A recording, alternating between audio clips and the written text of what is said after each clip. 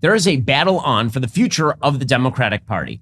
That battle is over which direction they are going to go. Are they going to continue in the intersectional woke direction, or are they going to steer back towards something like moderation? See, the Democratic Party of my childhood, the Bill Clinton Democratic Party, sure, it had heavy minority support, but it was largely considered the party of blue-collar workers, union workers, for example, the lower middle class. And then it had some elites, but generally speaking, it was considered a sort of broad populist coalition inside the Democratic Party. And then in 2012, Barack Obama decided to abandon independents, abandon moderates, abandon blue-collar white voters, and he was going to go specifically at minority voters and get them to turn out in heavy, heavy numbers. And ever since then, the Democratic Party has been moving steadily in the direction of a heavily minority voting base combined with single white ladies who are sympathetic to an intersectional worldview. In 2020, Joe Biden's voter base was 40% minority, which is really, really high. It was 40% minority. It was a lot of women. And independents who are male, not particularly pro-Joe Biden. White voters, not particularly pro-Joe Biden. Now, this is all coming to a head.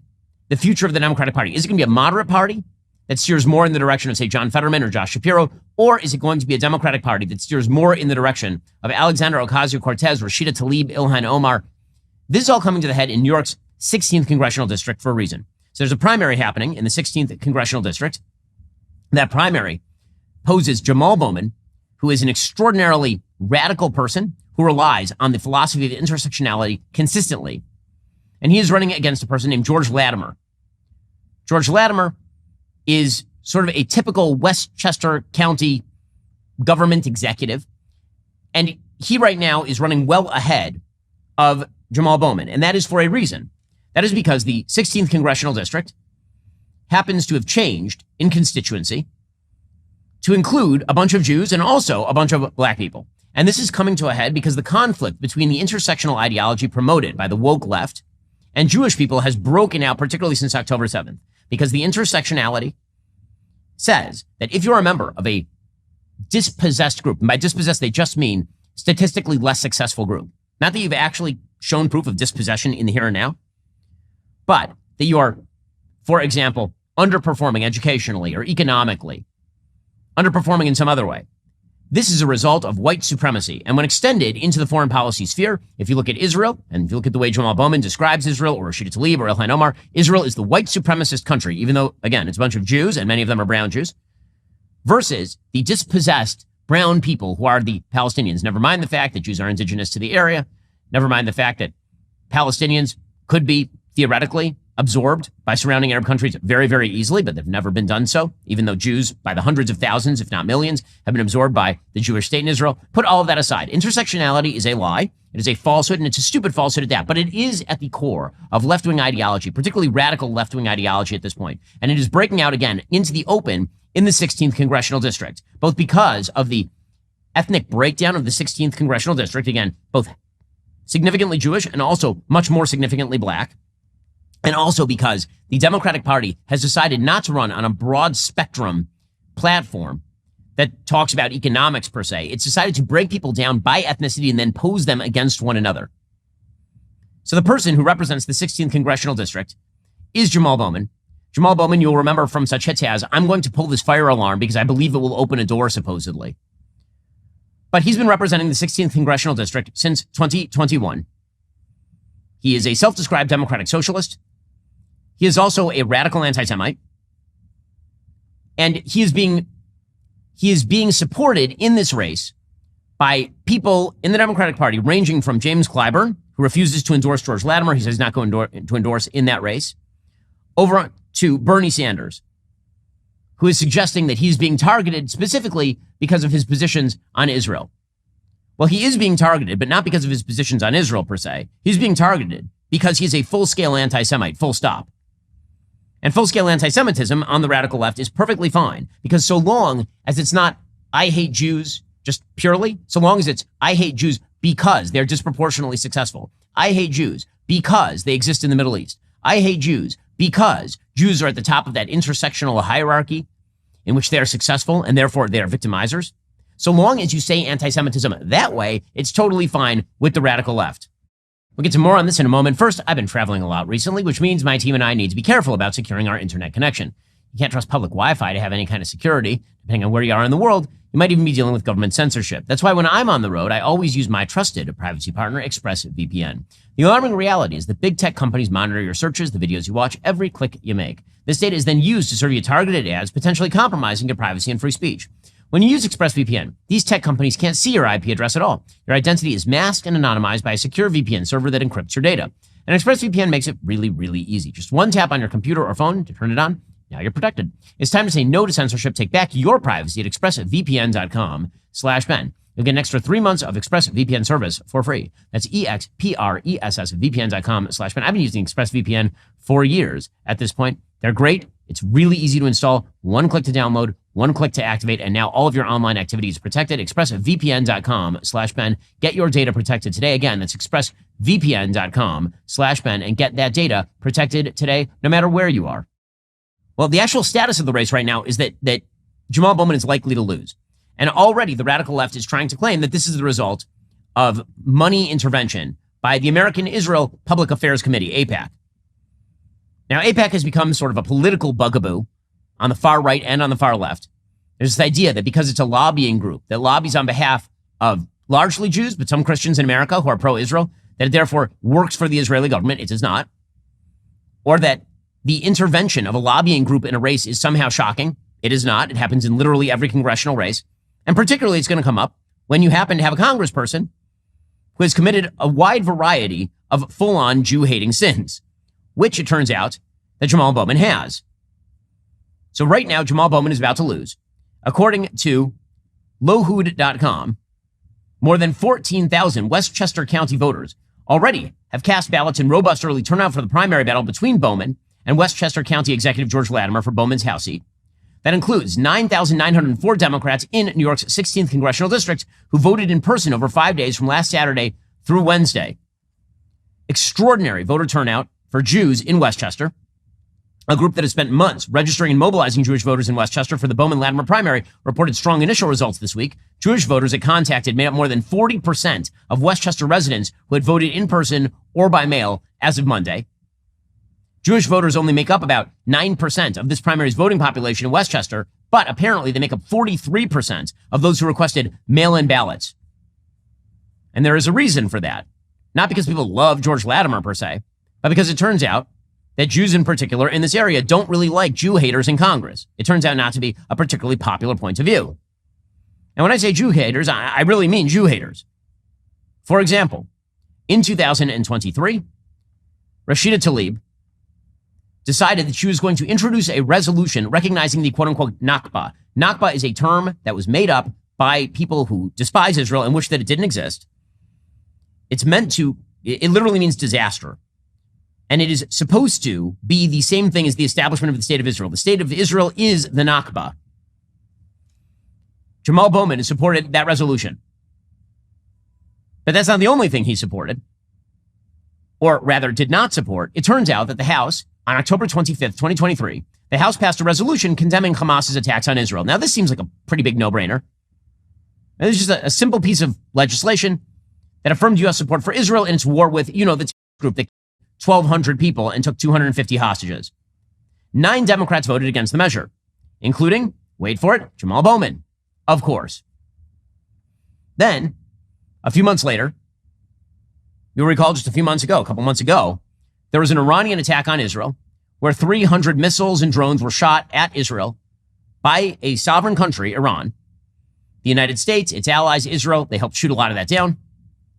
And so there was an overwhelming majority of the House voting on a resolution to condemn Iran's recent attack on Israel. 14 members voted against the resolution. 13 Democrats and 1 Republican. The Republican is Thomas Massie, who votes against pretty much everything. The group of Democrats included leading people like Jamal Bowman, of course. He says we must do everything in our power to end the ongoing violence, pursue a lasting ceasefire, and save civilian lives. Instead of pushing resolutions that fan the flames of war, Congress should recognize all the lives that have been lost, both Palestinian and Israeli. What does that have to do with not condemning Iran for firing missiles at the Jewish state? All of that, of course, is a cover for what Jamal Bowman really thinks. Here's Jamal Bowman back in March, suggesting that Israel is an apartheid state, and then suggesting that of Israeli women on October 7th, all of that was a lie. I am not an expert on apartheid, but those who are experts on apartheid refer to Israel as an apartheid state. That is a war crime. And there was propaganda used at the beginning of this siege. There's still no evidence of beheaded babies or women, but they still keep using that lie. Propaganda. Yes. Okay, so that's a dude who hates Jews. Somebody who says that on October 7th didn't happen. There's not only evidence, there's evidence from body cameras of what's happening. There are members who have admitted on tape to women. We've played some of it on the show. And again, Jamal Bowman, this is who he is. Jamal Bowman said recently, quote, "In New York City, we all live together, but Westchester is segregated. There are certain places where Jews live and concentrate. Scarsdale, parts of White Plains, parts of New Rochelle, Riverdale. I'm sure they made a decision to do that for their own reasons. But this is why, in terms of fighting anti-Semitism, I always push, we've been separated and segregated and miseducated for so long. We need to live together, play together, go to school together, learn together, and work together." Okay, this is just a cover for not liking Jews very much. It turns out that many Jews, particularly Orthodox Jews, live in areas where there are lots of other Jews. Want to know why? Because according to Jewish law, you actually are supposed to live within walking distance of a synagogue, which means that you have to live within a particular radius of the synagogue. So in my neighborhood, for example, the real estate prices within walking distance to the synagogue are really, really high. And then you go like 3 blocks further outside of what's called the Eruv, an area where you're allowed to carry, and the real estate prices drop. Why? Because Jewish law requires that you actually live within the Eruv if you wish to carry on the Sabbath. Also, by the way, I've never heard Jamal Bowman suggest, for example, that historically black communities ought to be gentrified for purposes of desegregation. Precisely the opposite. This is who Jamal Bowman is. And again, this is the future wave of the Democratic Party. This is who they believe is the future. Whether he wins or whether he loses is almost irrelevant to the future of the Democratic Party. It would be a good sign. Maybe some sanity would be creeping back into the Democratic Party. But I just want to read you the ages of the people who voted, for example, against that resolution in the House condemning Iran for firing missiles at a sovereign state. Jamal Bowman, 48. Pramila Jayapal, head of the she's the chair of the Congressional Progressive Caucus, 58 years old. Jonathan Jackson of Illinois, 42. Cory Bush, 47. Hank Johnson, a man so stupid he believes the island of Guam is going to tip over because there are too many people on it, 69. Barbara Lee, 77. Summer Lee of Pennsylvania, 36. AOC, 34. Ilhan Omar, 41. Ayanna Pressley, 50. Delia Ramirez, 41. And Rashida Tlaib, 47. The reason I say that is because the median age of Congress right now is 58 years old.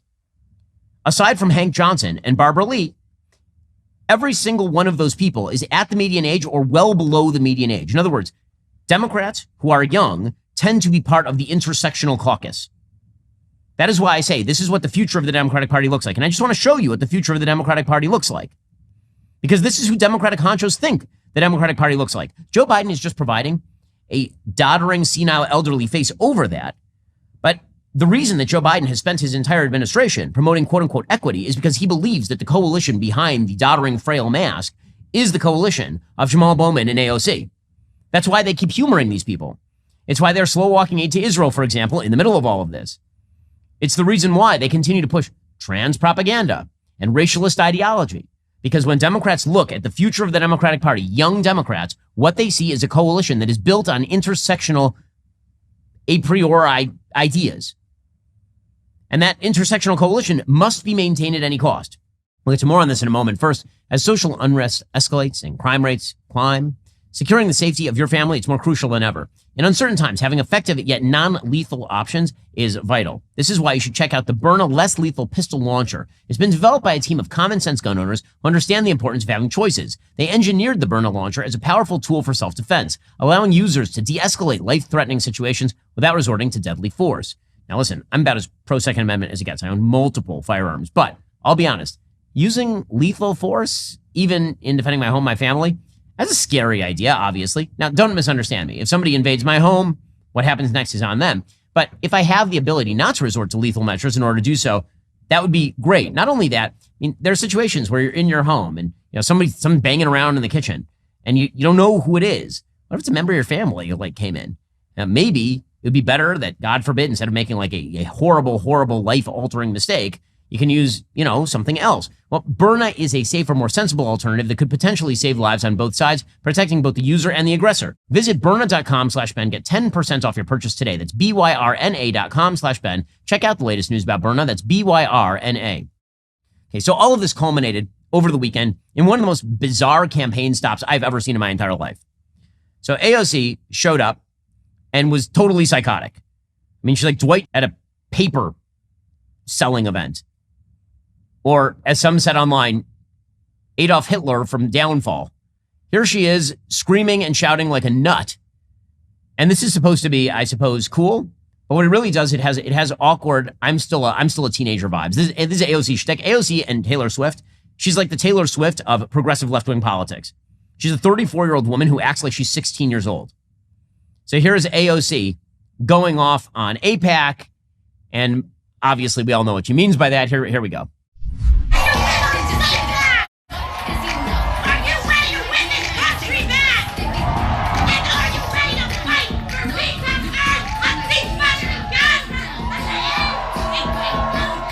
Okay, if you can't see this, she's jumping up and down, moving the mics, waving her hands up and down. There's rap music playing in the background, Cardi B playing in the background. I am ready to fight. Let's hear it. She's ready to fight. By fight, she means yell into a microphone, obviously, and ruffle her own hair for the camera. Wow, what a stellar performance there by low-rent Mussolini. I mean, just solid stuff there. But she concluded the performance, by the way, by like jumping on Jamal Bowman. So you have here a 34-year-old woman. Again, I point out the age only to point out that we are such an immature, ridiculous country. The fact that somebody like AOC is a respected commentator in some circles just demonstrates what an unserious country we are on every possible level. AOC is 2 years younger than my wife. My wife has 4 kids and is a doctor. AOC dresses up in khaki shorts, a white shirt, jumps around like a moron, and then grabs Jamal Bowman around the neck as they dance to Cardi B in the middle of a political event. These are the leaders that you have selected, gang. She's jumping up and down because she's at a rave. And here comes Jamal Bowman, and he's coming on. What is this? I'm sorry. Who are these clowns? What a clown show. And then Jamal Bowman shows up, and he starts bouncing to the beat. And then he says, keep the beat going. And then he just starts rapping into the microphone.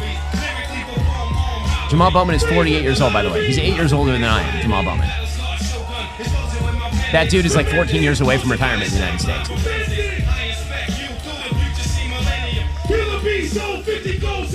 Oh, it's so embarrassing. These people are so embarrassing. And then Jamal Bowman decides that he's gonna, I don't know what he had. Whatever they give Joe Biden before his debates, they pumped Jamal Bowman full of this. And he starts like picking up a stool and waving around a stool while simping for. And he also rolled up his sleeves, so he got a bit of the gun show. Now here at the Daily Wire, you have to be an all-access member to get the gun show. If you want the gun show from Jamal Bowman, all you have to do is watch him get his ass kicked in a local Democratic primary. But here he was waving around a stool for some reason and shouting about a ceasefire, which he knows nothing about because he's a very, very low IQ human being. Here we go. Ceasefire now! Ceasefire now! Ceasefire now. And now he's picking up a stool. I know he's holding a stool. He's having some, as people online point out, some roid rage happening right here.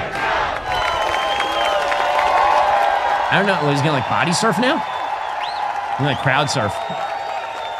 By the way, you don't want to be the people underneath Jamal Bowman when he tries to crowd surf. That is a large human being.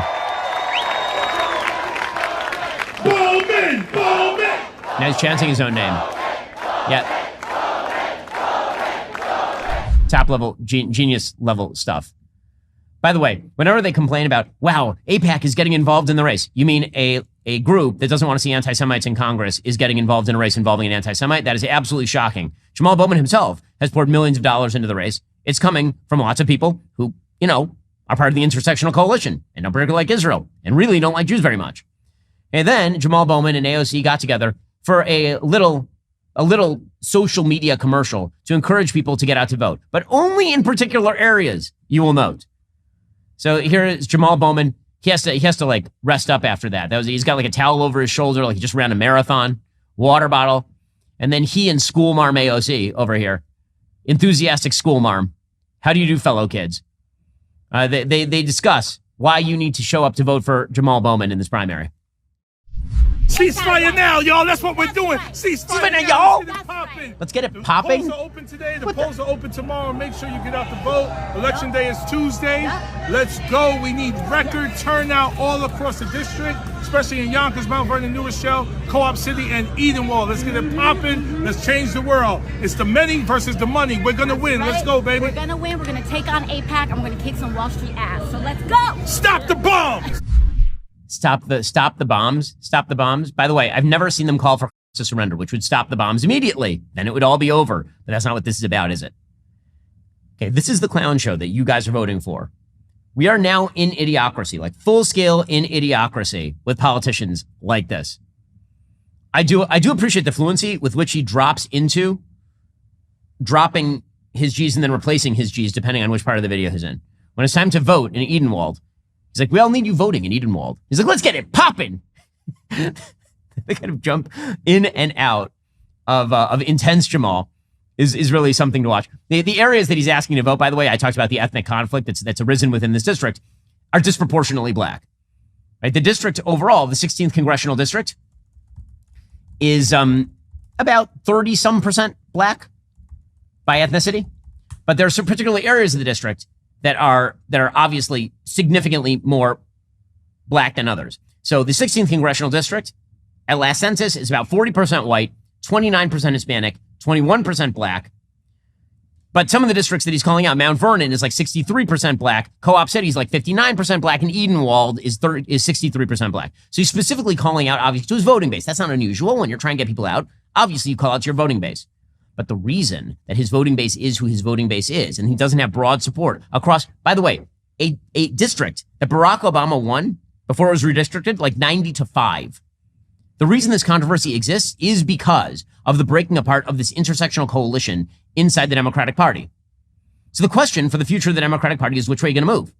Let's do more on this in a moment. First, we live in a dangerous world. Real Americans understand you can't rely on anyone else to protect or defend you. You've got to be prepared to face danger when it comes. No one else is going to do it for you. Since 2008, My Patriot Supply has helped millions of Americans gear up for emergencies. Today, their popular 4-week emergency food kits can't stay out of customers' carts. Get yours right now at my website, preparewithben.com. Every food kit offers over 2,000 calories every day. Plus, with ultra-durable 4-layer packaging, it lasts up to 25 years in storage. Order as many kits as you need. Save $50 on every one. Free shipping is included. So I grew up in California, and you were supposed to prepare for natural disasters. We didn't really do that. But now I'm down in Florida, and hurricanes are there. It turns out no matter where you live, there's always the possibility of something bad happening. This is why you should turn to My Patriot Supply. Stock up on essential food kits right now at preparewithben.com. Again, that's preparewithben.com. Go get it right now. Stick it in your closet. Forget about it. And then, God forbid, something bad happens. You're already ready because you've been prepared. Preparewithben.com right now. Go check them out and prepare for, the worst, just in case it should happen. Preparewithben.com. Now, Joe Biden had a choice. When Joe Biden won in 2020, he actually had an opportunity to move back toward a Clintonian third way, focus on, say, economic populism rather than equity. And instead, what he decided to do was staff up on the equity side and go radical on the social politics. So it's pretty clear which way the Democratic Party thinks this thing is moving. And one of the fascinating things that we've seen in the electoral dynamic here is that Donald Trump is picking up a lot of blue-collar voters. And he's picking up some voters in the Hispanic community, too, because it turns out that in 2020, when the Democratic Party basically acted as though Black Lives Matter was the only cause worth supporting among minorities in America, turns out there are a lot of other minorities in America. And in fact, Black Americans represent the second biggest minority in America after Hispanic Americans, many of whom are now turning toward Republicans. But the question is really whether Trump started to make those inroads because he's Trump, or whether Democrats forewent those inroads because they've been following a primrose path to intersectional coalition hell. I would suggest very much the second. Democrats have been going intersectional since 2012. And this is the natural sort of culmination of that. Now, could that start to turn? Could the worm start to, that's possible. Maybe if Jamal Bowman loses, that's the first step toward rationality beginning to rear its head again inside the Democratic Party. But if Joe Biden has his way, it's not. So, for example, apparently, Joe Biden has now hired a brand new White House staffer. And this is a classy dude. This White House staffer is a person named Tyler Cherry. He is a former Interior Department communications director. He has now been hired in a new role and will be working on communications inside the Biden White House. Here is a picture of Tyler Cherry.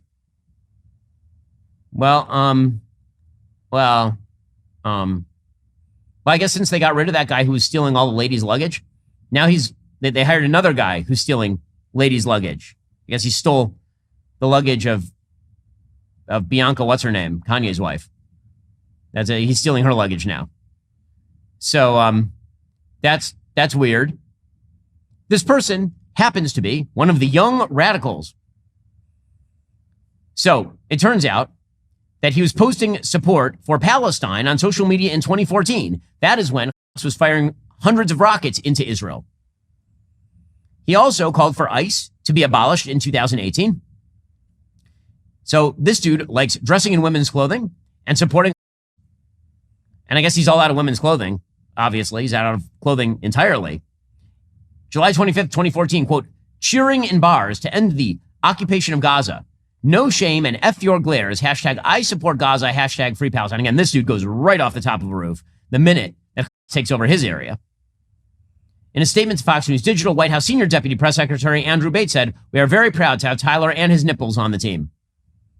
I don't know if he said that last part, but apparently that's, I mean, is that going to be his profile at the White House communications desk? Like every time he appears on TV, remote, they're going to put that up. But this is who the Democratic Party has decided to cater to. And again, they're just going to keep doubling down on all of this over and over and over again. You wonder why they keep steering into issues that are like 80-20 issues the other way. Why Joe Biden is doing notes about Trans Day of Visibility. Why Joe Biden is basically going to go gay for the month because it's Pride Month. And why are they doing all this? And the answer is that coalition is the coalition they think is the everlasting winning coalition. Now, they're wrong. I think that they are very, very wrong, and they're about to find that out in a very hard way. Because it turns out most Hispanics don't like this stuff. Turns out a lot of black people don't like this stuff. Turns out a lot of Asian people don't like this stuff. And so the racist assumption that every member of a minority group wants to be a member of a victim group is very wrong in a country that is built on the dream of individuals to succeed regardless of race, ethnicity, gender, etc. But this is what Democrats are looking at. And when they're bargaining for this sort of stuff, that is precisely what they are going to get. That's next going to rear its ugly head, presumably, at the Democratic National Convention. We'll get to more on this in a moment. First, election year typically means chaos for everybody and maybe for your wallet. Since 1952, the stock market has underperformed during election years, averaging a 7% gain. The S&P is up so far this year, but I mean, I don't know what's going to happen. Do you? How do we prepare for market volatility? You head on over to masterworks.com/Ben to get connected to Masterworks advisors and find out. You'll be able to speak to their expert team about potentially investing in the blue chip contemporary art asset class, which has had almost no correlation to the stock market for the last 28 years, and whose price appreciation has actually outpaced the S&P during that same time, according to internal data of public auction sales. I've been talking about Masterworks for years. These guys produce results. They're up to 23 successful exits now, with over $60 million in net proceeds distributed back to investors. You don't need any kind of art expertise or millions of bucks to invest. Masterworks has already helped thousands of my listeners. You can join them by going to masterworks.com/Ben. That's masterworks.com/Ben. Past results are not indicative of future performance, do not include unsold works. Investing involves risks. I'm not an investor with Masterworks. See important Regulation A disclosures at masterworks.com/CD. So the Democratic National Convention, they're already expecting that there is going to be some sort of violence outside the Democratic National Convention, at the very least massive protests on behalf of the intersectional coalition standing for Joe Biden's tactics in the Israel-Gaza war have prolonged the war by months. Joe Biden has slow-walked aid. It turns out when you slow-walk aid, it doesn't dissuade a country defending itself from defending itself. It just means they can't do so as fast as normally they'd be able to, or as meticulously as normally they would be able to. This is true in Ukraine and also in Israel. Turns out slow-walking aid prolongs conflicts. It doesn't actually make those conflicts end sooner. But Joe Biden, being a full-scale idiot with not two neurons that actually fire between them, he's been pursuing that policy, so it's very likely that when the Democratic National Convention actually happens by August, the serious possibility of ongoing operations, not really in Gaza, but up north in Israel, is actually quite high. The reason it's quite high is because the more Israel does not show steeliness and willingness to destroy its enemies in Gaza, the more Hezbollah is going to continue upping the ante in the north. Everybody recognizes this. So how exactly is the Democratic National Convention going to go? Probably not particularly well. It turns out that holding it in Chicago is also a genius idea.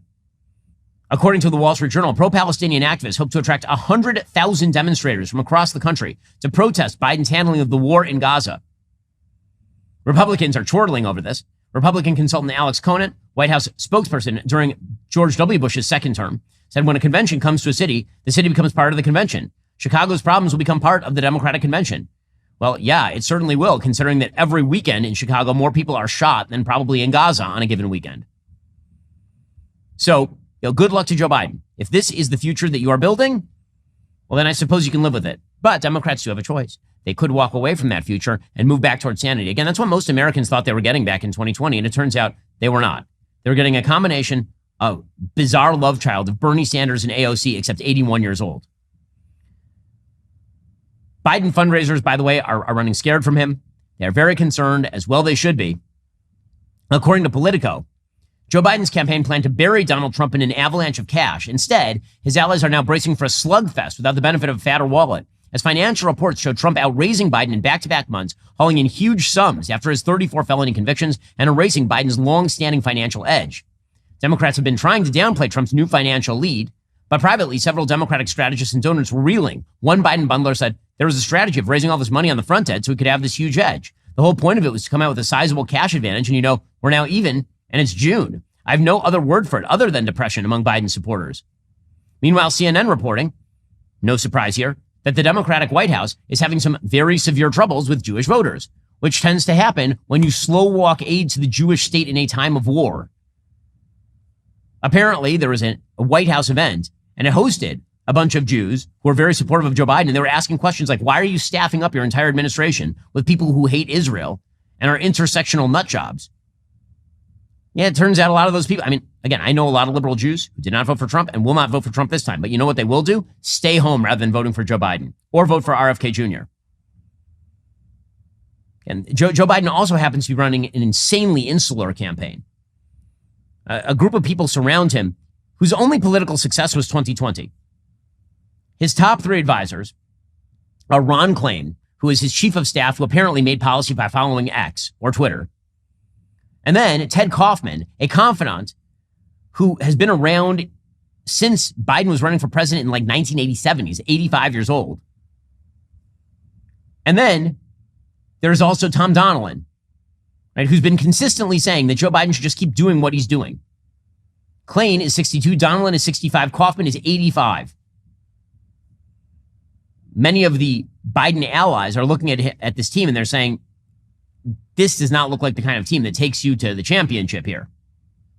Andrew Bates said, President Biden values a diverse points of view and is proud of his full team of advisors, including recent arrivals and longtime aides. But a former advisor says Biden's tight circle frustrates literally everyone outside of it. My favorite part of this particular article is the use of the word diverse. According to the New York Times, President Biden has a diverse group of advisors, but few have the influence of three men in his inner circle. By diverse, do you mean three old white men? Because those are all three senior citizen white men, I noticed. But I guess you get to be diverse even as a senior citizen white person, so long as you are a Democrat. What a nice thing. Meanwhile, the Biden administration trying to figure out exactly what the angle is going to be for the debate this week. That, of course, is coming up on Thursday. It's pretty obvious, as I said at the outset, that this whole thing has been rigged in Joe Biden's favor. He offered the debate on the dates with the networks, and 5 minutes later, the thing was set up. So Joe Biden had pre-rigged that thing with CNN. The co-chair of the Biden-Harris campaign is openly admitting that not having an audience was a Biden request. They say it's better for the American people. It's not better for the American people. It's better for Joe Biden, because it turns out audiences don't like Joe Biden very much because he's not funny and he's not entertaining and he falls asleep at events. Not having an audience, not having distractions, not having to worry about COVID. I think all of those things are better for the American people, and Joe Biden's going to have a great debate. Now, Joe Biden is trying to figure out exactly what his strategy is going to be. They've been trotting out this line that Joe Biden cares about America and Donald Trump cares only about himself. That line is not going to play. No one believes Joe Biden deeply cares about the country. No one believes this. And Joe Biden has violated the law himself on multiple occasions. He sends his son around the world to pick up bags of cash on behalf of his family. He does what he will literally drain the strategic oil reserves just to lower gas prices in advance of an election. No one believes that Joe Biden is a self-sacrificing public servant. That is not part of Joe Biden's actual appeal at this point in time. But they're going to try it anyway. Here's Kamala Harris, one of the most charmless people in the history of politics, saying that Joe Biden fights for Americans while Donald Trump is fighting for himself. Good luck with this particular argument. On the one hand, You have Joe Biden, who has spent his life and career fighting for the well-being of other people, including health care. On the other hand, you have the former president who spent full time when he was president trying to get rid of the Affordable Care Act, which, if he is successful as president again, would mean over 100 million people would be stripped of health care coverage. You have, on the one hand, Joe Biden, who under his leadership, bipartisan support for the first meaningful gun safety legislation in 30 years. And on the other hand, the former president, who, when speaking of survivors of horrendous gun violence, says, get over it, and will proudly talk about how, to the NRA, about how he did nothing on the issue. Okay, so I'm just going to point out the issues she's talking about barely register with Americans. When she talks about, well, you know, Joe Biden, that dude did gun legislation. That's not even a top 15 issue for most Americans at this point. So good luck on this one. Now, on the other side of the aisle, there's some pretty wild things happening as well. We'll get to that momentarily. First, there's a new movie that comes out in theaters this July 4th. It is being brought to you in part by Daily Wire Plus. We are really excited about this. Jeremy Boring recently announced our partnership with Angel Studios to bring you a brand new film called Sound of Hope, the story of Possum Trot. You might know Angel Studios from their incredible movie, Sound of Freedom, I'm sure you do, that had a huge impact in the world of entertainment last year by shining a powerful light on the child trafficking crisis. Well, now Angel Studios is back, continuing their fight for kids. Daily Wire Plus is proud to join them in that fight. Sound of Hope is the true story of 22 families from a rural church who adopted 77 kids from the foster system, which is incredible. Check out the trailer. Are you sure these people want us? I know they do. You can call me Mama. Oh, Lord.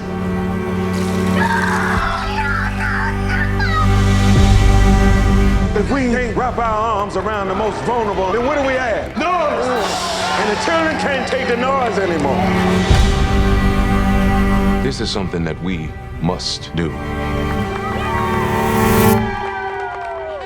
22 families want to adopt. Whole town wants kids now. That's about right. What's happening with Possum Trot could mean a huge change for the system.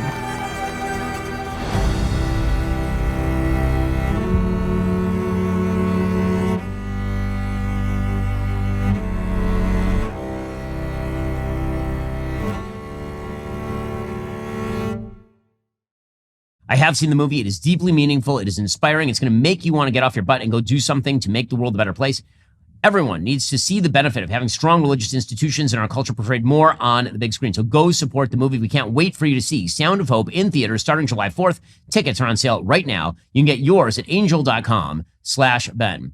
Okay. Meanwhile, you know, if there's a bunch of weirdos inside the Democratic Party, and if the Democratic Party is indeed steering in the direction of the weirdos, it would behoove the Republican Party not to also steer in the direction of the weirdos. So now would be an excellent time for Donald Trump and his team to excise many of the weirdos from the party. Because it turns out if you want to win, having lots of weird people in your party is not an amazing way to win. What you actually want to do is what Donald Trump has been doing, which he's been sticking mostly to the issues. Donald Trump has actually seized the positional middle ground on everything from immigration to, yes, even abortion, where he says it's now a state's issue.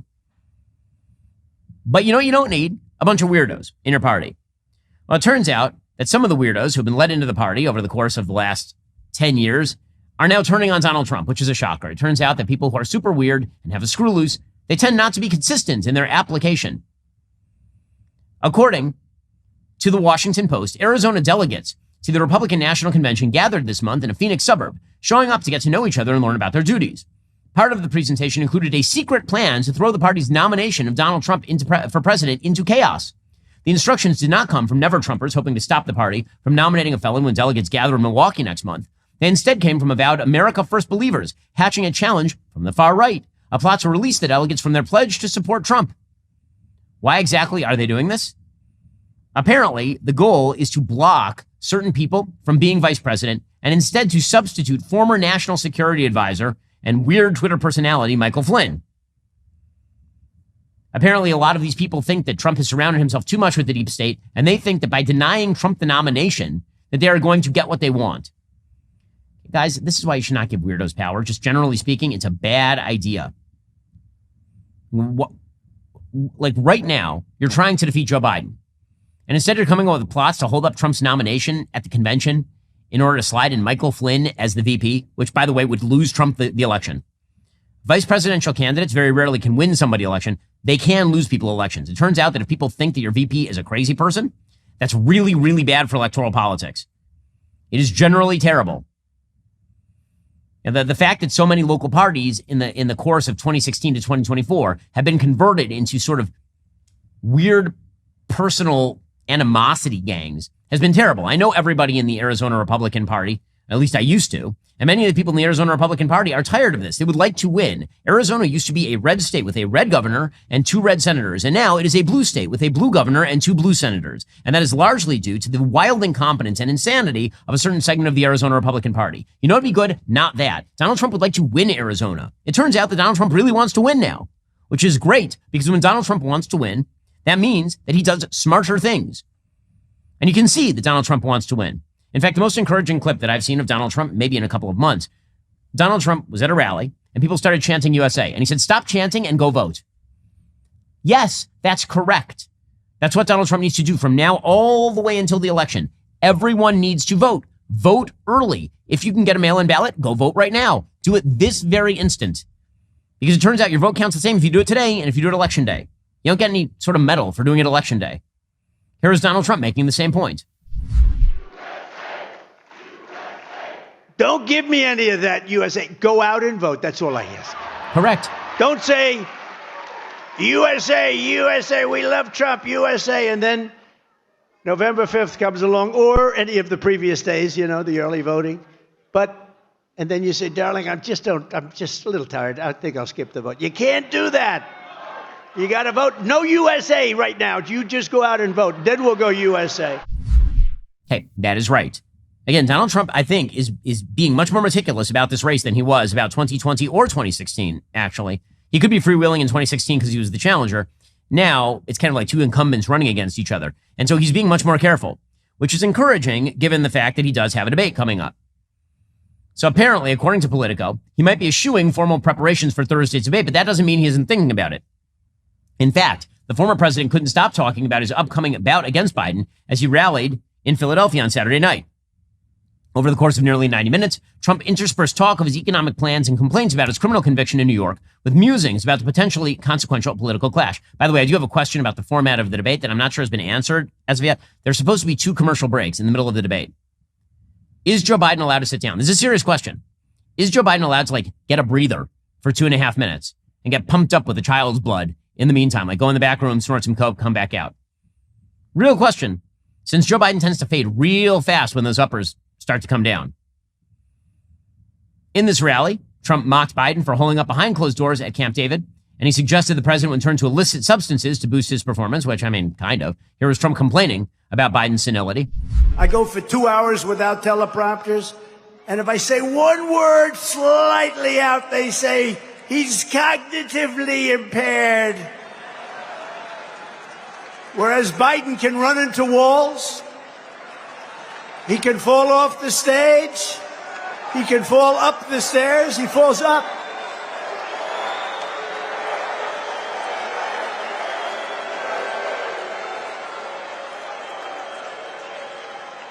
He can turn around, listen to this, from 20,000 feet, a paratrooper is landing right in front of him.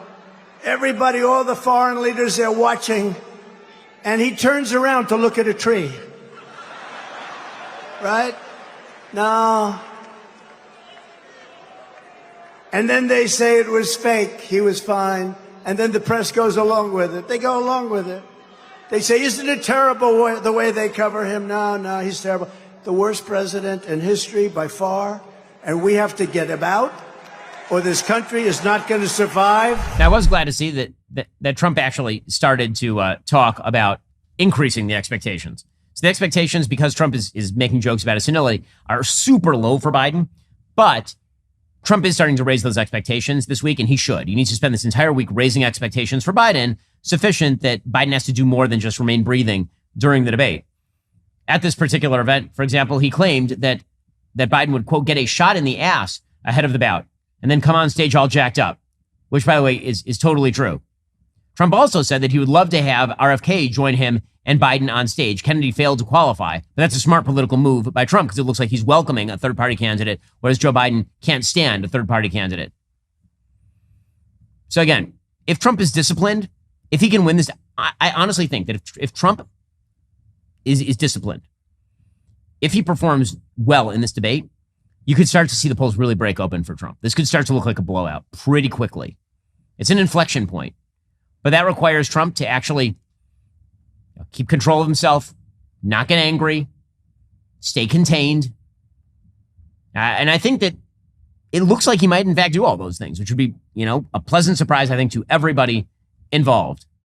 We'll get to more on this in a moment. First, are you still struggling with back taxes or unfiled returns? This year, the IRS is escalating collections by adding 20,000 new agents and sending millions of demand letters. Now that tax season is over, collection season has begun. Handling this alone can be a huge mistake. It can cost you thousands of bucks. In these challenging times, your best offense is Tax Network USA. Upon signing up, Tax Network USA will immediately contact the IRS to secure a protection order, ensuring that aggressive collection activities like garnishments, levies, or property seizures are halted, providing you with peace of mind and financial security. If you haven't filed in a while, need amended returns, or you're missing records, Tax Network USA's expert tax preparers will update all your filings, eliminating the risk of IRS enforcement. Tax Network USA will evaluate your financials and create a settlement strategy to reduce or eliminate your tax debt, putting it behind you for good. So don't wait any longer. Call our friends at Tax Network USA today. For a complimentary consultation, call 1-800-245-6000 or visit tnusa.com/Shapiro. That's 1-800-245-6000 or visit tnusa.com/Shapiro today. That is tnusa.com/Shapiro. Okay, meanwhile, the rest of the world continues to be a powder keg because of the failures of the current president of the United States. Over the weekend, Benjamin Netanyahu, Prime Minister of Israel, repeated his claims that the U.S. was delaying arms shipments, which of course is absolutely true. So the Biden administration tried to claim that that was not the case. That was a lie. It turns out that the Biden administration has been not using its emergency authority in order to expedite the shipment of weapons to Israel. The reason that's important, by the way, is because the more armed Israel is, the less likely there is to be a war in the north. If Israel is perceived as weak by, which is the controlling party in southern Lebanon. And Lebanon's a sovereign country, by the way. So really, if there were to be a war up there, it would not be a war between Israel and, it would be a war between Israel and Lebanon. And there's a strong case to be made that Israel should go directly at Beirut. Because if the drug cartels were attacking America from across the southern border, with the go-ahead of the central government in Mexico City, the United States would hit Mexico City. It wouldn't just hit the border area. So Israel is going to have to exert pressure on Beirut. They're going to have to exert pressure on southern Lebanon. But the stronger Israel looks, the less likely that is going to want that war. And by the way, I'm just going to point out that given the slow walking of the aid to Israel, if there is a war in southern Lebanon, Israel is not going to have the ability to be nearly as meticulous as it has been in the Gaza Strip. Now, I know people in the Israeli military who have shown me the actual tapes of how Israeli drones are taking down terrorists like one by one in cars. That's how meticulous they're being. The ordnance that they're using to fire at members of is about this big. Okay, they're not using 2,000-pound bombs to go after particular members of. Okay, but that's because they have the weaponry. If they don't have the weaponry, and if they are pressed to the brink by, which has something now like 400,000 rockets with targeting mechanisms on many of them, pointed at skyscrapers in Tel Aviv and Haifa, if that happens, Israel is not going to go kind. They're not going to go targeted. They're going to go all out, and it's going to be really bloody, and it's going to be unbelievably ugly. So if Joe Biden would like to avoid that, perhaps he should intervene with the Beirut government and tell them to get their asses off the line. But is Joe Biden doing any of that? Of course not. He's just angry at Netanyahu for mentioning that he slow-walked the aid. So Netanyahu reiterated that over the weekend at the start of a weekly cabinet meeting on Sunday. He defended his decision to release an English language video because he said that Biden is basically lying about this. He said, for many weeks, we appealed to our American friends to speed up the shipments. We did it time and time again. We did it at the senior echelons and at all levels. I want to emphasize, we did it in private chambers. We got all sorts of explanations, but we didn't get one thing. The basic situation did not change. Certain items trickled in, but the bulk of armaments were left behind.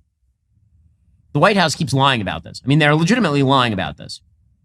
As Tom Cotton has pointed out, it is not merely 2,000-pound bombs that have been held up. It is a wide variety of munitions that have been held up. He charges the administration is holding up fighter jets, tactical vehicles, mortars, tank shells, and other munitions by not informing Congress of plans to ship them. So they're basically letting it get caught up in all the bureaucratic red tape. And meanwhile, that means that the chances of war in the North heighten because Joe Biden is adult. If he doesn't want a war in the North by the time the convention comes around, he should let Israel finish up major military operations in Gaza, go into full-time mop-up operations, which will look like Jenin or Nablus in the West Bank, and then allow Israel to go up north well-armed and intimidate into pulling back off the border with the help of the United States, because it probably will require the United States intervening with the Beirut government and saying, listen, if you guys start something, it's not going to be a long war. America's not going to be particularly happy with that. And that is what Joe Biden ought to be doing.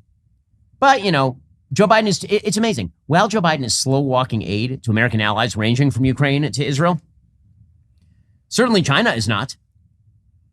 It turns out that even Taiwan is now short on the kind of drones it needs in order to protect itself. According to the Wall Street Journal, Taiwan could find itself in a lopsided conflict. China, which fields the world's largest navy, claims the self-governed island as part of its territory and has not ruled out the use of force to take control of it.